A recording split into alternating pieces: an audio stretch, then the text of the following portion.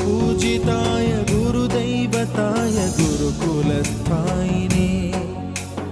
गुरुविक्रमाय गुह्यप्रवराय गुरवे गुणगुरवे गुरुदैत्यकलक्षेत्रे गुरुधर्मसदाराध्याय गुरुपुत्रपरित्रात्रे गुरुपाखण्डखण्डकाय गीतसाराय गीततत्त्वाय गीतगोत्राय धीमहि गूढगुल्फाय गन्धमत्ताय गोजयप्रदाय धीमहि गुणातीताय गुणाधीशाय गुणप्रविष्टाय धीमहि एकदन्ताय वक्रतुण्डाय गौरीतनयाय धीमहि